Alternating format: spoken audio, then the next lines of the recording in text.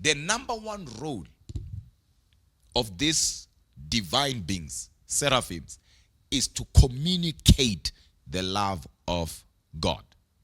Seraphims are able to communicate the love of God because they are the closest to God. So if there is an angel, or if there are angels that are closer to God more than any other angel that we know of from the Bible, it's seraphim. The name seraphim means the burning ones, or angels of fire.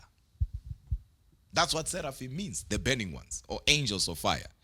Because God himself, Hebrews 12:29, is a consuming fire. So they are called the burning ones because they are the closest to God.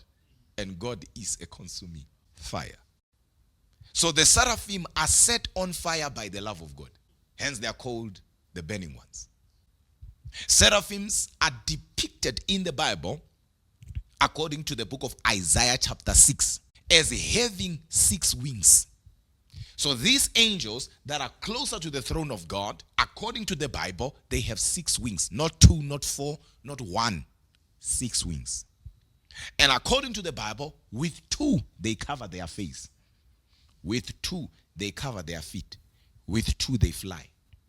They are covering their face because the glory is too much.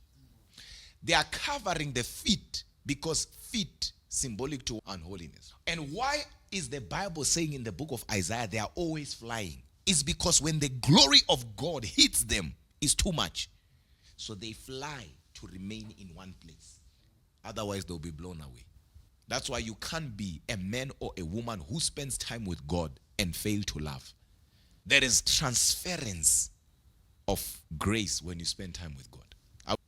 So they stand before God as he sits on his throne continuously, according to the Bible, singing praises. Holy, holy, holy is the Lord Almighty.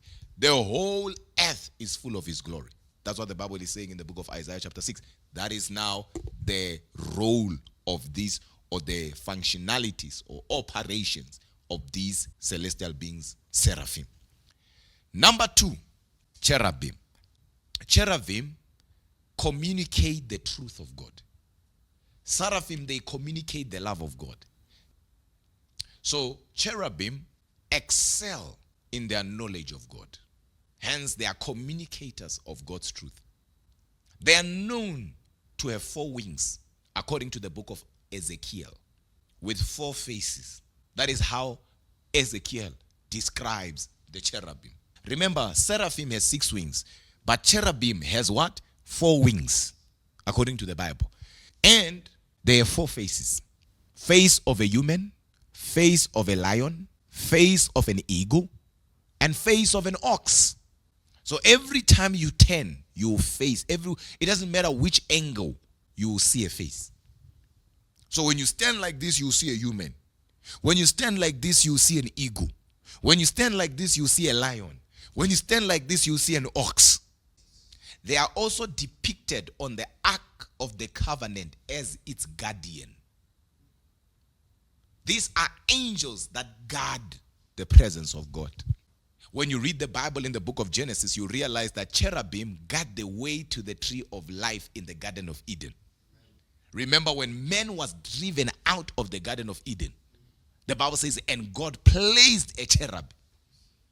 We also know that these celestial beings, they are so powerful that they surround the throne of God. We also know by revelation in the book of Ezekiel chapter 28 that Satan, Lucifer, was also a cherub. You were an anointed cherub. That's what the Bible says. Wiser than Daniel. So he was a cherub rather than a seraph. Since the burning love of seraphim is opposite to pride, whereas great knowledge of truth, which the cherubim possess, can more easily lead to pride.